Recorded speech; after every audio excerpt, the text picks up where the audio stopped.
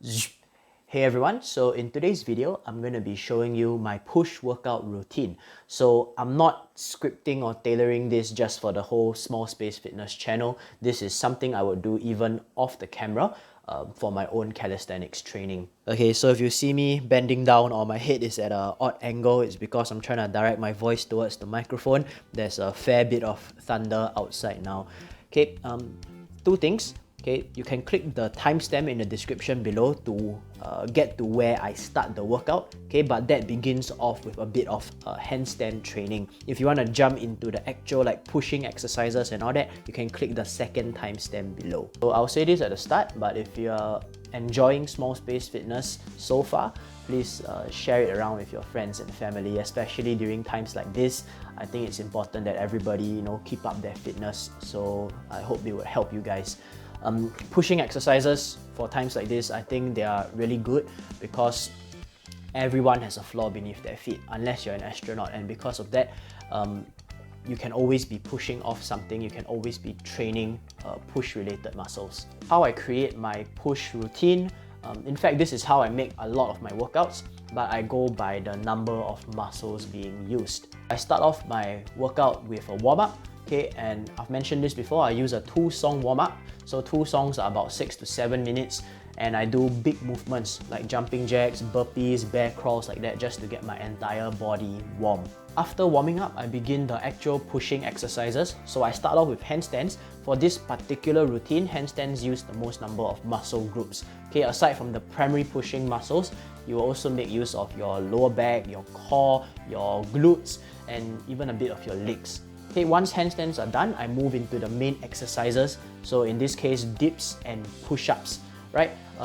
These will mainly use your primary pushing muscles, which is your chest, okay, the front part of your shoulder and your triceps as well. So I got a number of sets of dips, a number of sets of push-ups. Okay, and finally at the end I go into exercises that are more specific to particular muscles. So I do certain things just for the tricep, certain portions that are just for the chest and stuff like that. And then after that I end off with a bit of cool down, which is just some light stretching. Okay, so the remainder of the video is gonna be like a voiceover and narration style. As mentioned before, if you want to skip through the handstand portion, just click the timestamp in the description below to get to the sets and repetitions.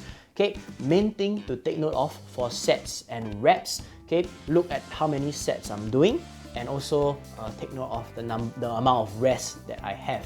Okay, the number of repetitions, right? You shouldn't be doing exactly the same as I'm doing. Everybody is at different levels. You should work at a level that you are comfortable at, or that you want to slightly push yourself.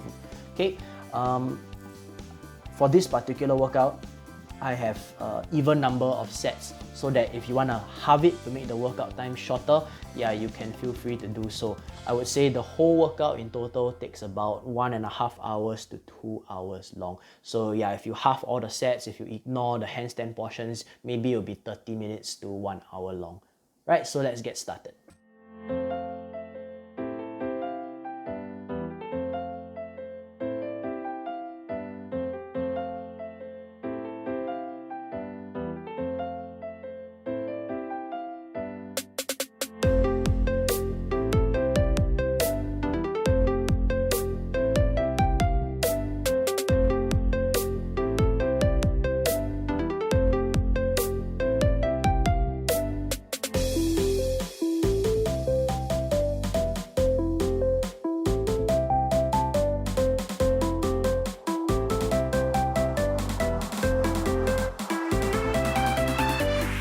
Let's go.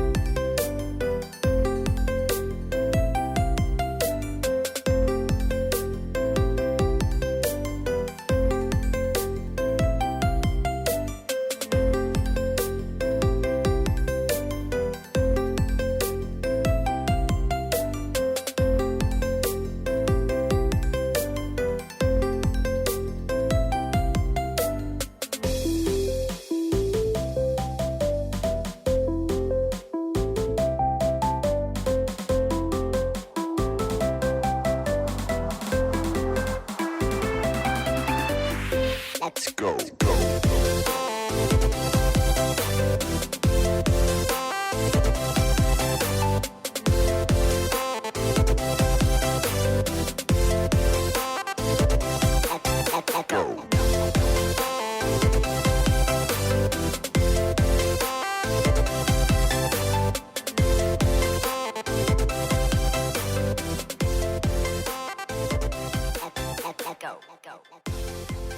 Okay, welcome to the sets and reps portion of the video.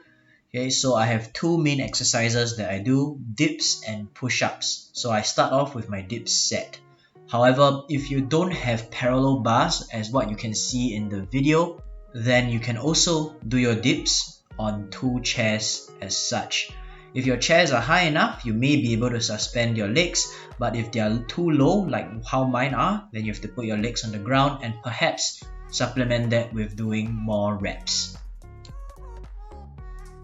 So my plan was to do 8 sets of 20 repetitions within 8 minutes, meaning that every minute I would do 20 repetitions. However, at set number 6, I failed, and therefore set number 7 and 8, I only did 15 repetitions each.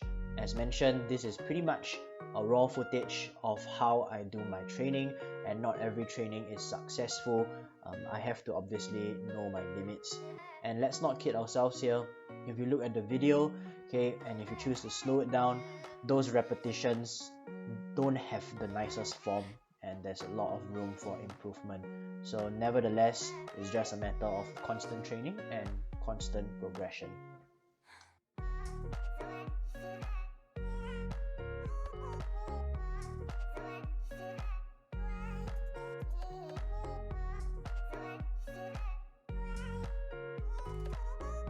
Alright, so we're now moving on to the push-up segment.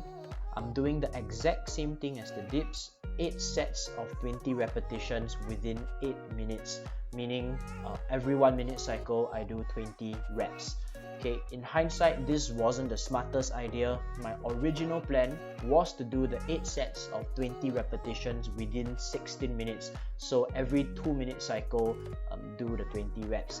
However, I do admit it's a little bit of an ego thing. I thought I could manage using a 1-minute cycle, so I did that. And as you can see, let me just slow it down for you. Okay, my form is clearly quite off. You perhaps can consider this some substandard push-ups. Okay, the elbow is not really locking out, the back is not that straight. Okay, but still I push on. I was trying to get numbers here. I just want to say that sometimes when you're going for high speed, okay, the form gets compromised, and it's a struggle to always try and balance going fast, doing many reps while still trying to maintain the form. So hopefully I can do that in the future.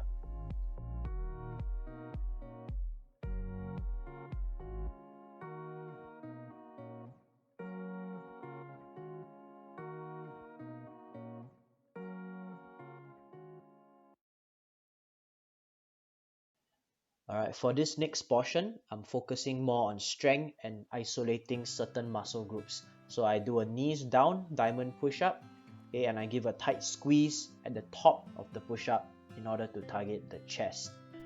Alright, so this is slowed down and from a different angle. So as you can see at the very top of the push-up, I'm squeezing my chest together so I can target it better. The reason why I'm putting my knees down is because after the previous 2 strenuous exercises, it can be quite difficult for me to execute a regular diamond push-up. Also take note that this is the strength portion. Okay, I'm not trying to go for any specific numbers. I keep my rep range low, okay, and I'm trying to execute the diamond push-ups and the subsequent exercises with as good a form as I can. Okay, so going back into the set, after I'm done with the diamond push-up with my knees down, okay, I'm proceeding into tricep extensions. What the diamond push-ups did was to isolate the chest, okay, and do a bit of triceps. Okay, right now the tricep extensions is just to further pump out the tris, because I like to pump out the muscles at the end of a workout. That's basically about it. So you might realize here that my elbows are not going all the way down. Okay, and my reason for this is because, as you see here in this video frame where I purposely bring my elbows all the way down, I personally feel that it's overstretching the triceps, okay, and going down is still alright, but coming back up from this movement, okay, your overstretched triceps just suddenly going into contraction again, it can potentially cause injury. Okay, and I've gotten injured from doing this movement before, where I overstretch the triceps all the way and suddenly just spring back. So I therefore avoid this exercise going all the way down. If you choose to go all the way down, just be careful. And we now return to the set, where you can see I bring my elbows only down to a 90-degree bend. So if you do not have a bar setup like I do, you can do tricep extensions from any elevated platform. You can even do it with your palms against the wall. Okay, in my personal opinion, I feel that if you keep your elbows bent at 90 degrees and not overdoing that, okay, you should not get an injury from doing these tricep extensions at any elevated height. So for the next set of exercises in this strength portion, what I do is a single pseudo push-up followed by a number of wide push-ups. So just for comparison, that's a normal push-up, and for the pseudo push-up, you lean your body as far forward as you can until you can go no more, and then you do a push-up from there. So the wide push-ups are pretty straightforward. Just adopt a wider stance than the normal push-up and do the same push-up movement. Okay, what I feel the pseudo push-up and wide push-up do is to target the shoulders area. And that's basically the end of the entire push routine. Alright, so the video has been pretty long. Okay, I don't want to dwell too much into my stretching. I intend to actually make another video just about stretching. So for my cool down, I did 3 main stretches. I held all the stretches for about 30 seconds to 1 minute. Okay, so the first one that I did, take the 2 palms, put them around your waist area and bend and bring the elbows back. Okay, this is more for your chest and your shoulders. Okay, the next one that I did, fingers interlock.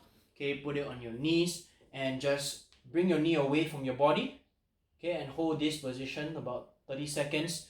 Okay, this is more for your traps. After that, switch to the other knee. Okay, and the last one that I did, this is pretty common.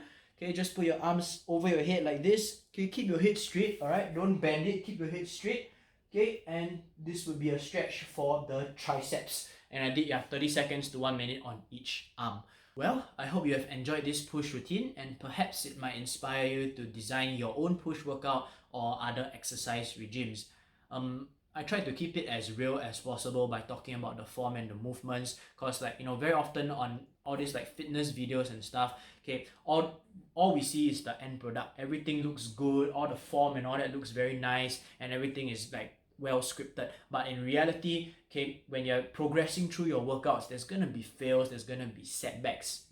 As you've seen in my push-ups and dips, okay, I couldn't complete some of the sets, okay, and my form, maybe 30% of all the repetitions were not very good. And if you're strict, maybe even 40 to 50%. That's why there's always room to progress, there's always room for improvement. So yeah, that's the end of the video. So for those at home, stay strong and stay safe. And if not, don't stop moving, and I will see you soon.